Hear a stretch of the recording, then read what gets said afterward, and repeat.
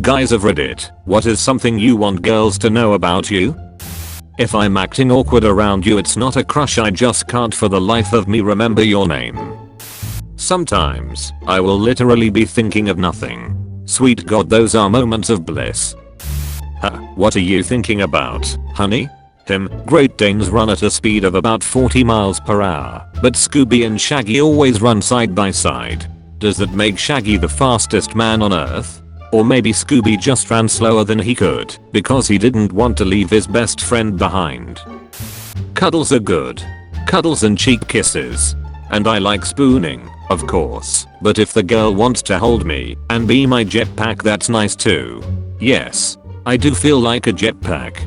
Thank you. Jetpack is the best, dude. If you like a thing, let us know. We'll do that thing. I like enslaving you to run on a hamster wheel to power my house. I thought I escaped you. Most of us are so starved for attention that a simple compliment can make our entire week. We just want someone to be there for us when the rain starts to pour. Shit, I still remember when a girl complimented me by saying you look good in red. I've worn red more often ever since, and that was years ago. If we are the ones who initiate messages with you all, or most of the time, and then we suddenly stop, it's not considered ghosting you. We just got tired of communication being one-sided. I can eat a whole loaf of bread in one sitting. If you're nice to me, funny and fun to be around, I will probably fall in love with you. And I will never act on it, because if I get rejected, that means I've alienated yet another one of the few people to have ever treated me so positively. Yay, this is why just ask, the worst thing that can happen is that she says no! 11 is such horse shit. It's great if it's some random girl you'll probably never see again, but if you just keep falling for friends, the perpetual rejection just ruins your social life. We want most of the same shit that girls want.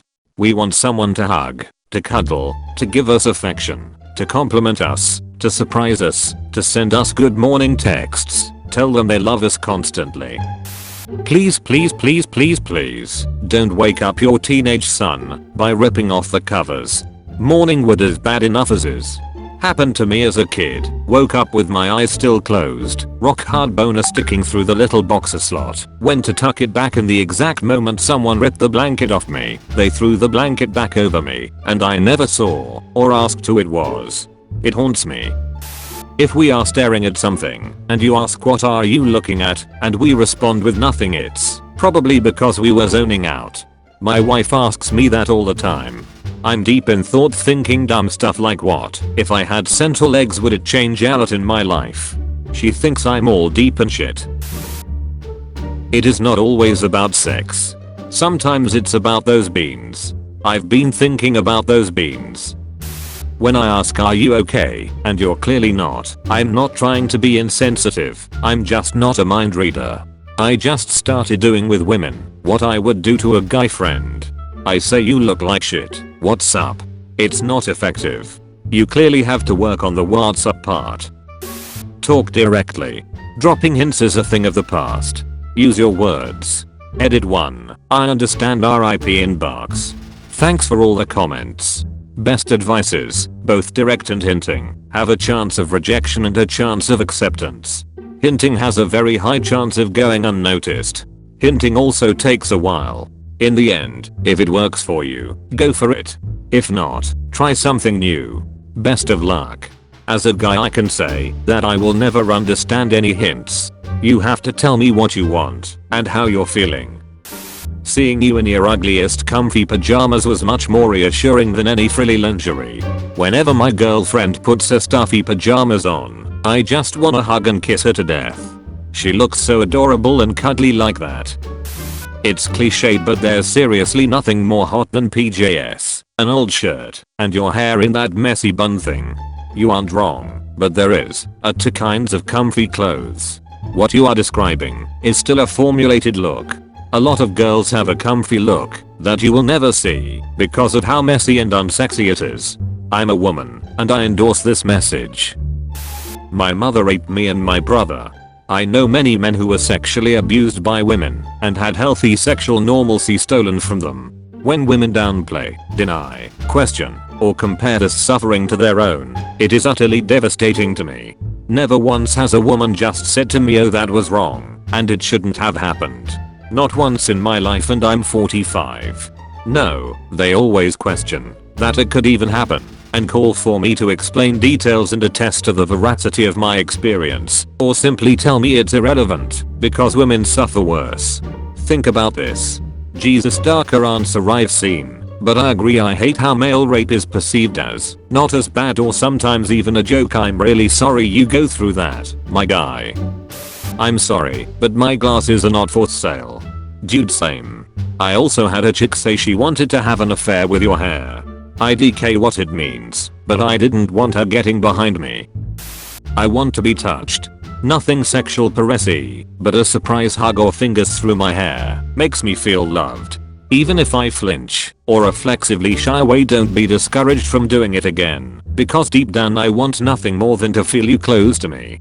Yes, that flinch is also due to not expecting it, because it rarely happens. Even if I look intimidating, I'm a total teddy bear and would never hurt anyone. Women born with a resting bitch face look unpleasant. Men born with resting bitch face look like psychopaths.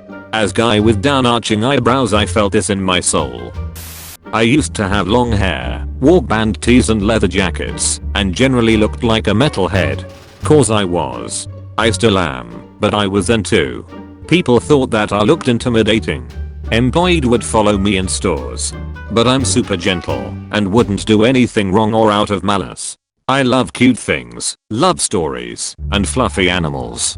And I was even more non-threatening because metalheads are usually really nice people. You're safer at a metal festival than a country festival or pop concert. My eyes are up here. I can't stop looking at your shoelaces though, Tyrone. If you play hard to get or act disinterested, I will reasonably assume you aren't interested and leave you alone. It doesn't mean I don't like you or never liked you, it just means I'm not into being creep who keeps chasing you when you clearly are giving me signals not to. I mean, really, ladies who do this, are you trying to find borderline rappy guys or something? Like WTF, man. With that said though, I'm dense as fuck when it comes to social interaction, so I dunno, haha. I love this so much. My parents told me so much growing up that I should play hard to get and make men chase me. They also told me over and over again that if a boy hit me or pulled my hair, that meant he liked me. So of course I married a controlling abuser. It's royally fucked to raise girls to think that way. When I was single, 80% of my effort with girls was, don't be a creep. Waking up now, I realize my non-aggressiveness cost me a lot of opportunities. Society wants to say how much men are creeps, but most of us are the farthest from that, and we are fucking scared of being creeps, so we come off as weak when we are not. At the same time, the shit women have to deal with from this so-called minority army of creeps is pretty amazingly disgusting / gross. If we end up in an unfortunate situation where it's something that can be perceived as loosely creepy, we are walking behind you, or it's night and we're the only two people nearby, etc., we are probably a bit on edge too, and are just hoping to not come off creepy or as a threat. I know that I specifically will go out of my way to jingle my keys to let someone know I'm around, or will call my fiance or whatever. I really do care what you feel like and what you think about. I want to know what you're doing, not because it's creepy or I'm making sure you're only with me, but just because I'm interested in your life. I would much rather read through a long text explaining the ups and downs of your day than a simple "it was good." And from that, I would love to help you through any hard times you have.